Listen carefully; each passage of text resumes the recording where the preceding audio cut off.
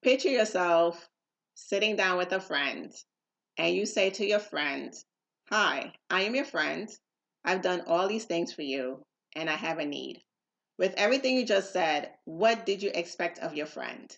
Hello, and welcome or welcome back to another episode of The Resilient Life. I remember years ago, I got into a car accident. I called a friend. I expected for my friend to come immediately. And when my friend didn't, I was upset.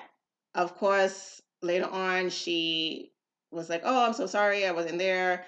I was like, whatever. It is what it is.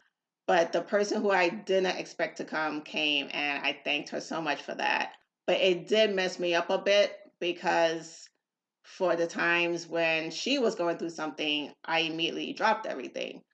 But that was on me, not on her, because I shouldn't have put that expectation or assumption on her because it's, hey, the friend you always call sister. So here's the friend who's in need. This is my assumption. So wrong. So let's remove our assumptions on our friends and family. And if we call them and we say, "Hey, this is our problem," they cannot solve it at the time that you would like. Either find someone else or try to do it yourself. Do not change your heart towards someone because they did not meet your expectations. This segment is Resilient Faith. I'll be coming from John 11, verse 1 to 6. A couple of weeks ago, the speaker preached from John 11, verse 1 to 44. But I'm here just to go from John 11, verse 1 to 6. And the reason I'm touching this main part first is of so much amazing message I got from that.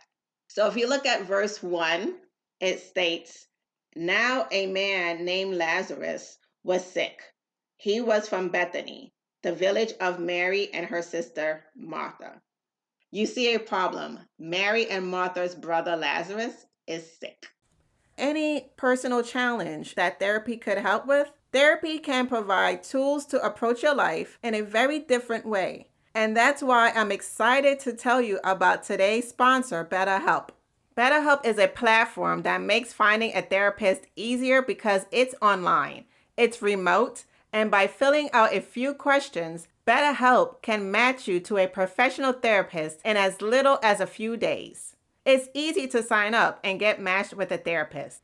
There's a link in my description. It's betterhelp.com/theresilientlife. If you are struggling, consider online therapy with our sponsor, BetterHelp.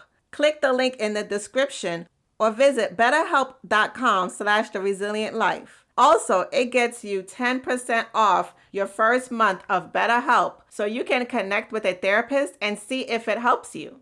Again, click the link in the description or visit betterhelp.com/theresilientlife. Thank you again, BetterHelp, for supporting this channel. Now back to our episode.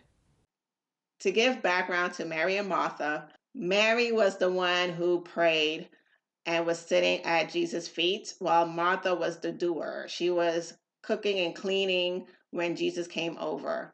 And she became frustrated with Mary because she was sitting at Jesus' feet. And to her, it looked like she wasn't doing anything. She told Jesus, like, "Yo, why is my sister sitting at your feet? Why she's not helping me with cooking and cleaning for you so we can eat together?" Jesus politely told her, "Martha, Martha, Mary's doing the most important thing, which was resting at Jesus' feet."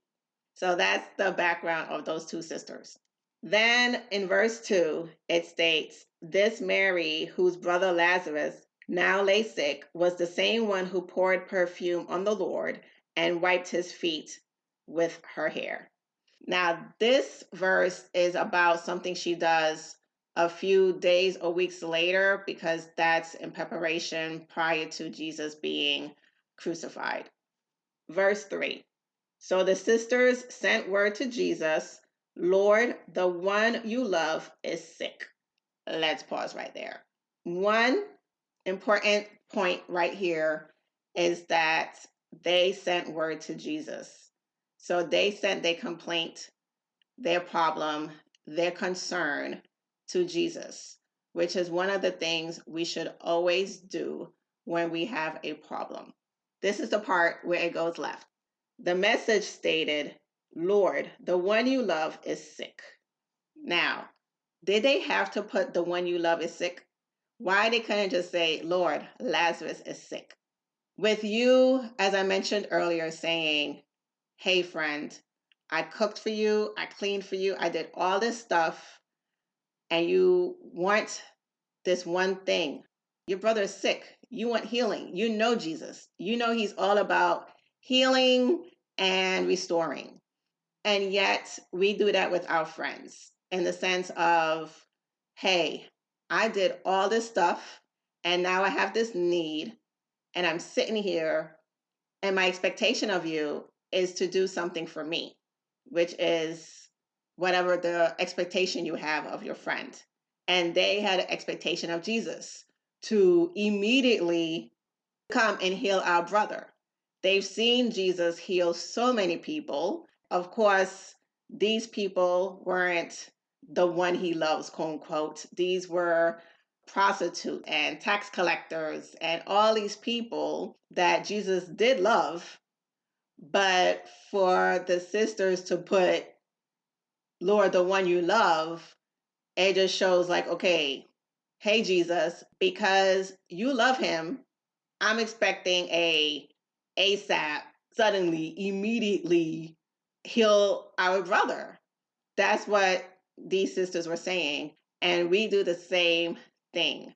So let's remove our assumptions on our friends and family.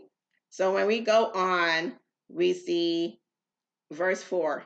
When he heard this meaning Lazarus was sick, Jesus said, this sickness will not end in death. No, it is for God's glory so that God's Son may be glorified through it. Clearly, Jesus had his own plan of how he was going to solve this problem. Verse 5, Jesus loved Martha and her sister and Lazarus. So it shows right here, your friend loves you. Your friend cares about you. Your friend is concerned about you. That alone should mean a lot to you. Yes, at the time you have this huge need you want met, but know that your friend, your person that you went to regarding your problem, loves and is concerned about you. Verse 6, yet when he being Jesus, heard that Lazarus was sick, he stayed where he was 2 more days. Now, I don't know about you, but for me, I don't like to wait. And as I mentioned earlier, when I was in the car accident, I believe by the time I got home, the friend I called first, she replied back. I should have been grateful at the time. I am grateful now, of course. At the time that she called and said, hey, what's going on? I told her what happened. And she said, oh, okay. Sorry I wasn't there. Is everything okay? And I told her, yes, someone came to help me. Jesus, as I mentioned in verse 4, said Jesus loved Martha, her sister, and Lazarus. And yet, to follow up in verse 6, he waited 2 more days. As I mentioned earlier, let go of your expectations. Jesus came. He did not come at the time you wanted, but as I mentioned in verse 4, he already said the sickness will not end in death, and it is for God's glory.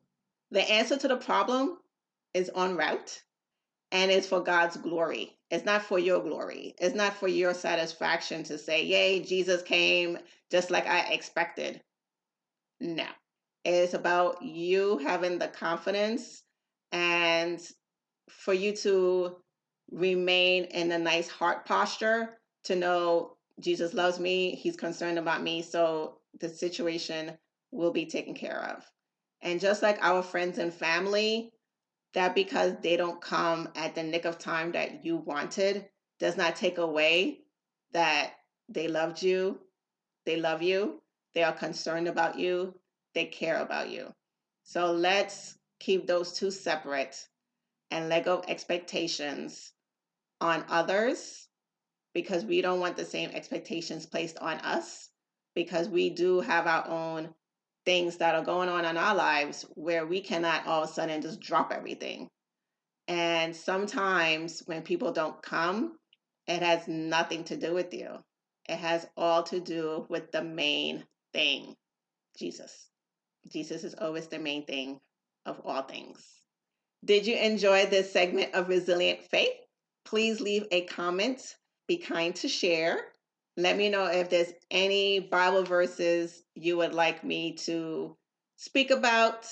I would love your input and feedback. If you're on YouTube, please like and share and comment below as well. Thank you so much again for tuning in to Resilient Life. Till next time, stay resilient.